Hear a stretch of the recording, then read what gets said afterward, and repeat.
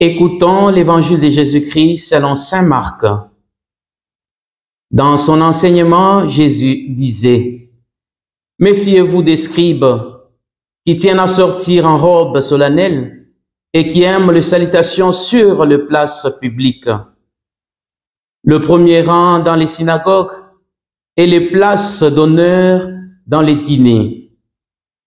Ils dévorent le bien de veuves et affectent de prier longuement. Ils seront d'autant plus sévèrement condamnés. » Jésus s'était assis dans le temple en face de la salle du trésor et regardait la foule qui déposait de l'argent dans le tronc. Beaucoup de gens riches y mettaient des grosses sommes. Une pauvre veuve s'avança et déposa 2 piécettes. Jésus s'adressa à ses disciples: « Amen, je vous l'ai dit, cette pauvre veuve a mis dans le tronc plus que tout le monde, car tous, ils ont pris sur leur superflu. Mais elle a pris sur son indigence.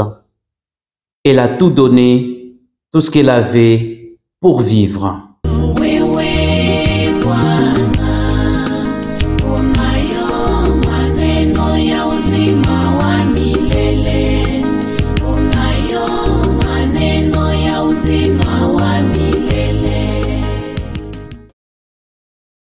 Frères et sœurs, nous célébrons aujourd'hui le 32e dimanche du temps ordinaire de l'année liturgique B.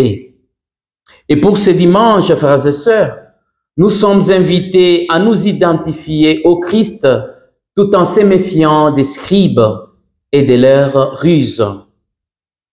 L'identité de Jésus est le thème fondamental de la vie de tout un chacun.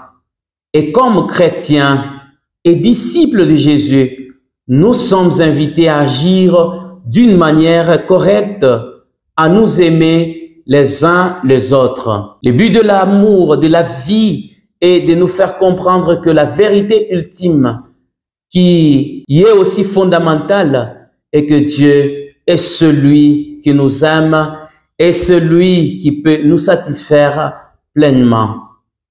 L'amour de Dieu répond aux besoins les plus profonds de nos vies.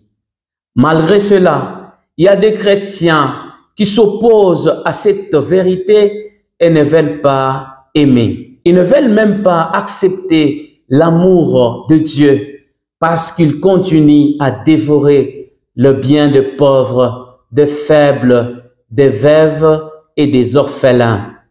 Nous aussi, frères et sœurs, nous sommes plongés dans l'aveuglement des richesses de ce monde et nous nous promenons en vêtements d'apparat pour rançonner et pour voler les faibles dans la société, dans nos églises et dans notre pays. Frères et sœurs, dans l'évangile de ce dimanche, Jésus met en évidence les défauts caractéristiques de scribes. Il met en défaut les agissements de certains scribes et des pharisiens. Méfiez-vous des scribes qui tiennent à se promener en vêtements d'apparat et qui aiment les salutations sur les places publiques, les sièges d'honneur dans les synagogues et les places d'honneur dans les dîners. Ils dévorent le bien de veuves et pour l'apparence, ils font de longues prières. Ils seront d'autant plus sévèrement jugés. Frères et sœurs, si le Seigneur a demandé de se méfier des scribes et pharisiens de son époque, aujourd'hui, il s'adresse à nous afin que nous nous méfions des personnes qui nous entourent. Mon frère, ma sœur, méfie-toi de cette personne qui donne l'apparence de t'aimer beaucoup, alors que c'est elle qui est à la base de ta chute. C'est elle qui t'accuse faussement jour et nuit. C'est elle qui veut te voir dans la tombe.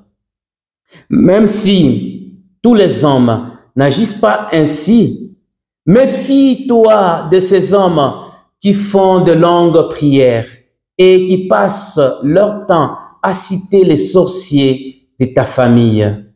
Méfiez-vous de ces hommes qui vous font croire qu'ils ont été envoyés par Dieu pour sauver votre mariage, alors que ce sont eux qui sont à la base de votre divorce. Méfiez-vous de ces hommes qui, devant la caméra ou quand ils sont en public, donnent l'impression d'aimer leurs frères, leurs sœurs ou leurs confrères, alors qu'ils accordent en privé peu de valeur à la dignité de ces derniers. Par contre, frères et sœurs, soyez humbles comme cette femme veuve, la pauvre femme de l'Évangile qui a donné non point de son superflu, mais la totalité de ce qu'elle avait pour vivre.